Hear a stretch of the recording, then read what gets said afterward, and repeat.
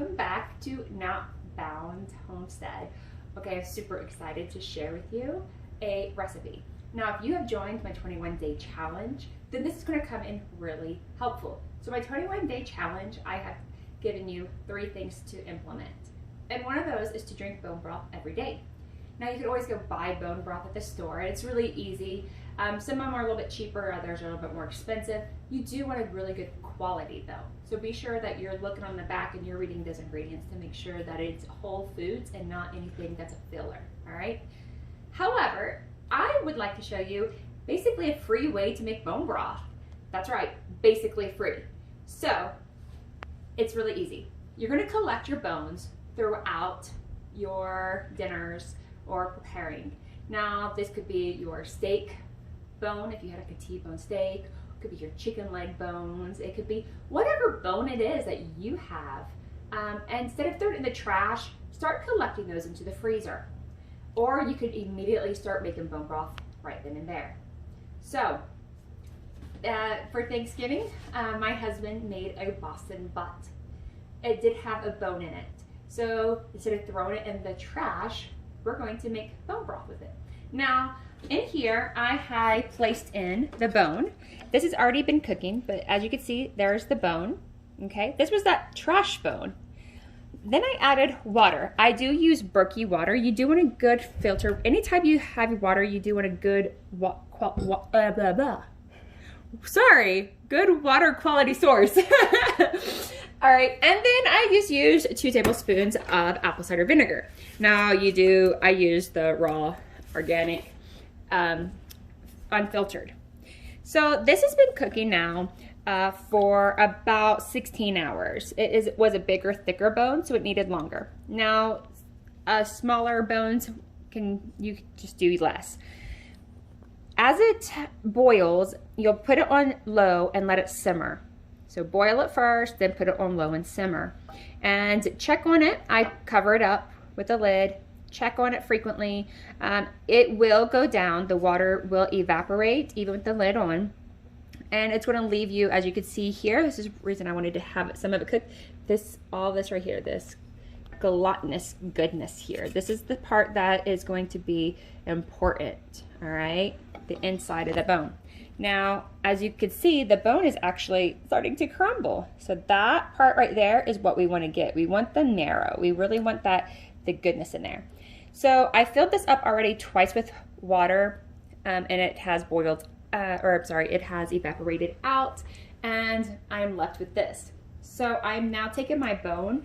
Now, people don't always do this, okay? This is just something I do because I feel like it's getting the nutrients in there just a little bit more. And when the bone gets really, really soft, I'm just kind of opening it up so that this stuff and the marrow in the inside can really come out.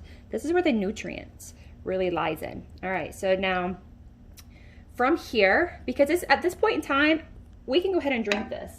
And in fact, I went ahead and poured my daily amount of bone broth out to drink. Yummy, it's so delicious. Yeah, it's really, really good. It's flavorful. It doesn't have a lot of other flavors. You're really just tasting the meat. However, I like to spice it up. I like to add more aromatics and some other healthy things. So here, now this is extra stuff you can do. Just whatever's in the house. I also like to call this my trash pot because a lot of times if I have an onion that is getting ready to go bad, I will cut it up really quickly and throw it in the freezer.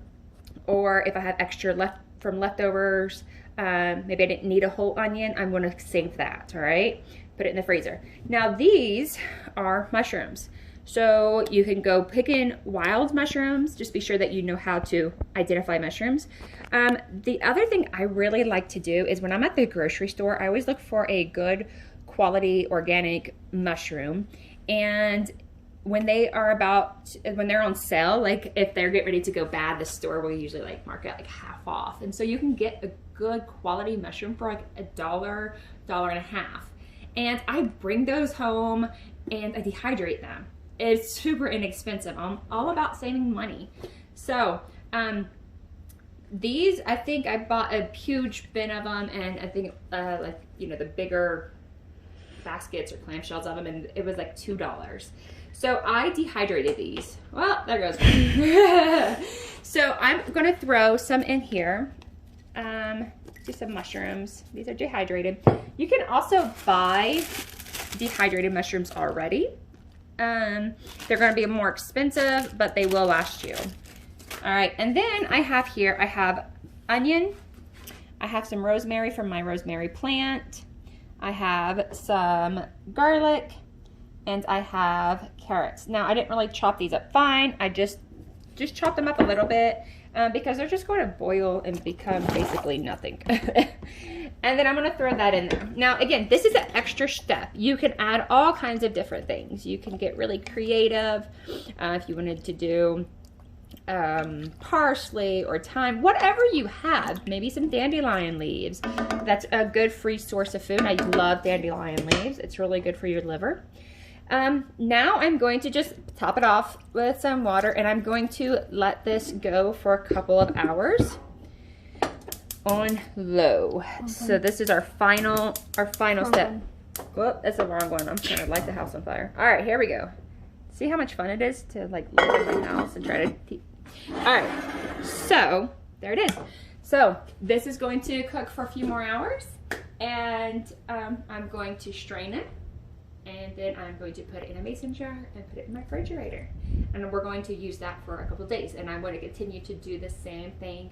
You can make a big batch of it every week. You can make a bigger batch for a month's worth if you have a lot of bones. And then you could put it in the freezer and just slowly take it out as needed. I try to always have homemade bone broth in the refrigerator at all times, or in the freezer, because we use it for soups and stews. So anytime if I'm going to make like potatoes, boiled potatoes, if I'm going to make anything that I need water to boil, and if I can use a bone broth to add flavor and nutrients, as well as to be sure that I'm consuming that, then that's really great as well. I hope this helps. I hope that you can take this and use it and enjoy the bone broth. So I really look forward to hearing your recipes or your spin-offs. I would love to hear the different ways that you make bone broth. All right, goodbye.